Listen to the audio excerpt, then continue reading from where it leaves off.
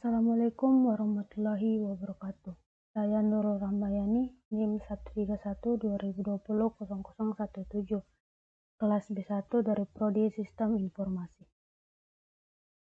Pada video kali ini, saya akan menjelaskan teknik analisis stakeholder, yaitu Fishbone Diagram. Fishbone Analysis atau sering juga disebut Cause Effect Diagram, yang merupakan sebuah metode yang digunakan untuk membantu memecahkan masalah yang ada dengan melakukan analisis sebab dan akibat dari suatu keadaan dalam sebuah diagram yang terlihat seperti tulang ikan yang di samping ini.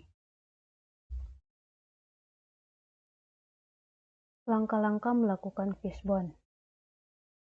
Yang pertama yaitu dengan pernyataan masalah-masalah utama yang penting dan mendesak terlebih dahulu.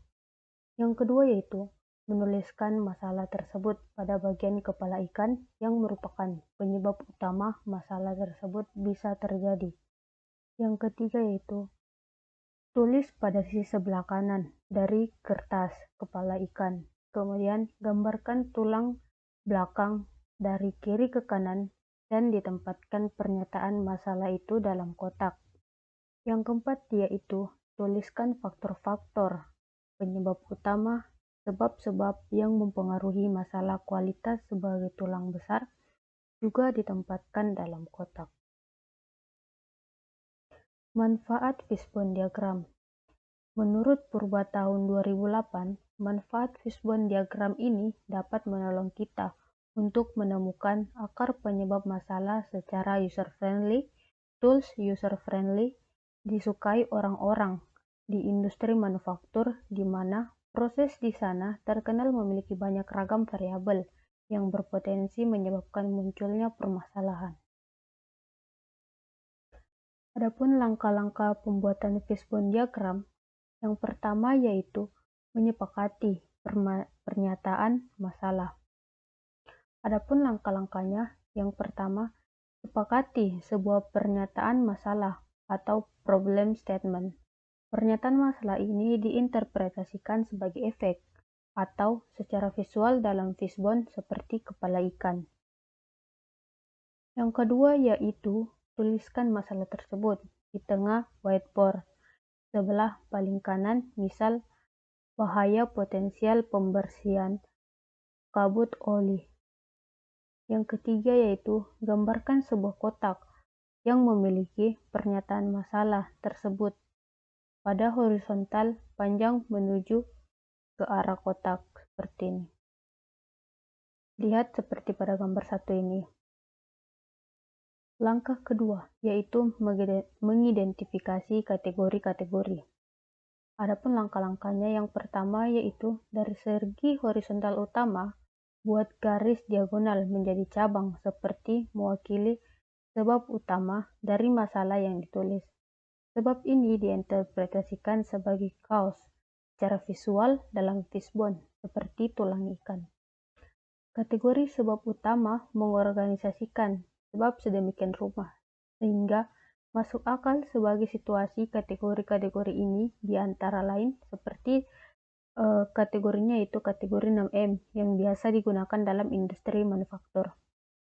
Yang pertama yaitu mesin atau teknologi. Yang kedua yaitu metode atau proses. Yang ketiga yaitu material, termasuk raw material, consumption, dan informasi. Yang keempat yaitu manpower, tenaga kerja atau pekerja fisik, atau manpower, pekerja pikiran, kaizen saran, dan sebagainya. Yang kelima yaitu measurement, yaitu pengukuran atau inspeksi. Yang keenam ya terakhir itu milieu atau motor nature, yaitu lingkungan. Adapun kategori yang lainnya itu 8P yang biasa digunakan dalam industri jasa. Yang pertama itu produk atau jasa. Yang kedua yaitu price atau harga. Yang ketiga itu place atau tempat. Yang keempat promotion atau promosi atau hiburan. Yang kelima itu people atau orang. Yang keenam yaitu proses.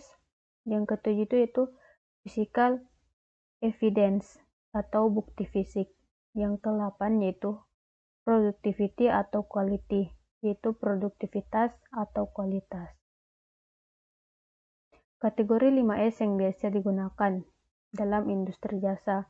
Yang pertama yaitu providings, yang kedua yaitu suppliers atau pemasok, yang ketiga itu sistem, yang keempat yaitu skill, yang kelima yaitu safety atau keselamatan.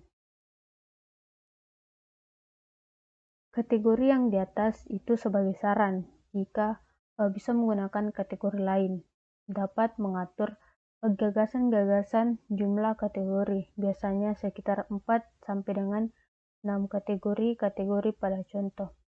Adapun dalam kategori tersebut dapat kita lihat contoh diagramnya, itu pada gambar tersebut. Adapun gambar-gambarnya yang ini yaitu gambar untuk mengidentifikasi kategori-kategori. Langkah ketiga yaitu menemukan sebab-sebab potensial dengan cara brainstorming. Yang pertama, setiap kategori mempunyai sebab-sebab yang perlu diuraikan melalui sesi brainstorming. Yang kedua yaitu saat sebab-sebab dikemukakan, terutama bersama-sama, di mana sebab tersebut harus ditempatkan dalam fishbone diagram. Yang ketiga yaitu sebab-sebab ditulis dengan garis horizontal sehingga banyak tulang kecil keluar dari garis diagonal. Yang keempat yang di sini pertanyakan kembali mengapa sebab itu muncul, sehingga tulang lebih kecil atau sub-sebab keluar dari garis horizontal. Tadi dilihat pada gambar selanjutnya yaitu satu sebab bisa ditulis di beberapa tempat jika sebab tersebut berhubungan dengan beberapa kategori. Berikut adalah gambar pembuatan fishbone diagram untuk menemukan sebab-sebab potensial. Langkah keempat, yaitu langkah selanjutnya, itu mengkaji dan menyepakati sebab-sebab yang paling mungkin. Yang pertama yaitu setelah setiap kategori diisi, carilah sebab yang paling mungkin di antara semua sebab-sebab dan subbabnya. Yang kedua yaitu jika ada sebab-sebab yang muncul pada lebih dari satu kategori, kemungkinan merupakan petunjuk sebab yang paling mungkin. Yang kedua yaitu kaji kembali sebab-sebab yang telah didaftarkan, sebab yang tampaknya paling memungkinkan, dan tanyakan mengapa ini sebabnya. Adapun yang keempat yaitu pernyataan mengapa, apa akan membuat kita sampai pada sebab pokok dari permasalahan yang teridentifikasi. Yang kelima yaitu tanyakan mengapa sampai saat pernyataan itu tidak bisa dijawab lagi. Kalau sudah sampai ke situ, sebab pokok telah teridentifikasi. Adapun yang keenam yaitu lingkari sebab yang tampaknya paling memungkinkan pada fishbone diagram. Dapat kita lihat pada gambar 4. Adapun yang pada gambar 4 ini yaitu pembuatan fishbone diagram yang melingkari sebab paling mungkin.